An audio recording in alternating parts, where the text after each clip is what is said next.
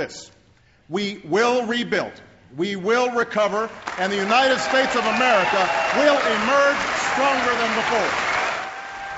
President Obama offers optimism to Oklahomans and the rest of the nation tonight. He didn't sugarcoat our troubled economy, though, and the enormous task ahead.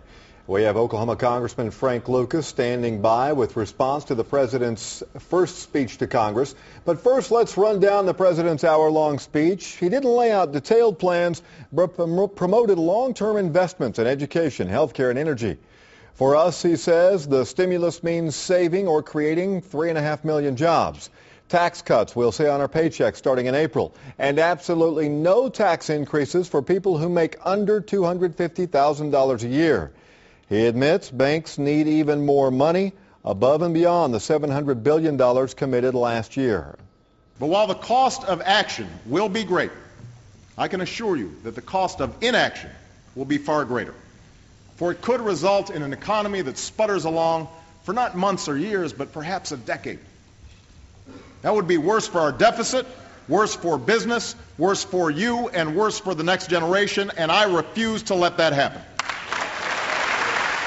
And we will get an economist's response to the president's plan coming up momentarily. Right now, reaction from Oklahoma Congressman Frank Lucas joining us from Washington, D.C. Congressman, thanks for being with us. Let's get your overall reaction to what you heard tonight in the chamber. A very well-delivered speech, Kelly. I mean, clearly we all agree America is hurting. We know in areas, especially on the east and west coast, the property boom became a bust. That's now a credit crunch. It's led to a recession. It's hurting a lot of people. And I think Republicans and Democrats alike, Kelly, want to make a difference and do something about it.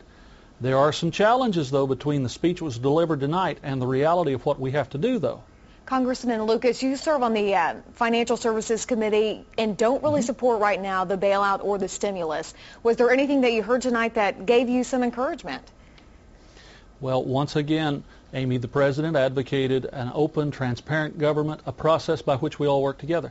If he can convince Speaker Pelosi of that, then I think we can make some real progress. The $800 billion so-called stimulus bill that the leadership in Congress crammed through, involves some stimulus, yes, but a whole bunch of spending targets. When he said that there were no earmarks in it, that was quite a statement to make.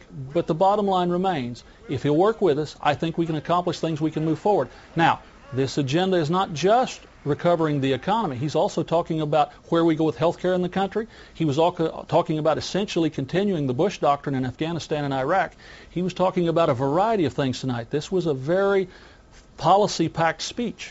What did you hear tonight, Congressman? Specific items that you liked and did not like? Well, I was very impressed with this call for energy independence. And coming from a state that produces oil and gas, it's becoming a dynamic force in wind energy. Of course, that's music to my ears. But part of the problem is he's got to convince his majority party leadership in Congress that not only is wind good, but oil and gas is also good. He's got to convince them that we should be in nuke energy. He's got to convince them that clean coal is a part of the equation. That, to me, was one of the classic moments of the speech. We all agree on energy independence. We all agree we have the capacity to produce more.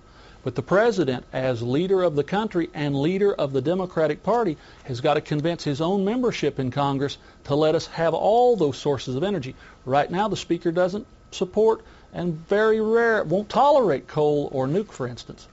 All right, Congressman Frank Lucas joining us live from Washington tonight. We certainly appreciate your time. Well, one of Oklahoma's leading economists has been closely watching how President Obama is handling this crisis. OCU Business School Dean Vince Orza spoke with News 9's Dave Jordan and says we can expect a long, painful recovery. No kidding, Kelly. You know, Vince Orza says emerging from this recession unscathed is highly unlikely and that every American is going to feel the financial pinch. You don't need to hear another list of statistics to know that our economy is in crisis because you live it every day. It's the worry you wake up with and the source of sleepless nights. It's the job you thought you'd retire from but now have lost. The business you built your dreams upon that's now hanging by a thread. President Obama wasted no time addressing the elephant in the room. He also made no apologies for signing the $787 billion stimulus bill needed, he says, to pull the country back from the brink of financial ruin. And tonight I am grateful that this Congress delivered and pleased to say that the American Recovery and Reinvestment Act is now law. A law economist Vince Orza says comes at a price. There's no two ways about it. We're going to grow the economy, and that will generate revenue for the country. But we're going to have higher taxes or fewer benefits, and that's just as simple as it gets.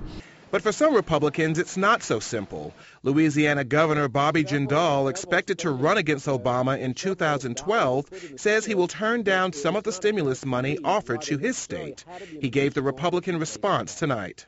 To solve our current problems, Washington must lead.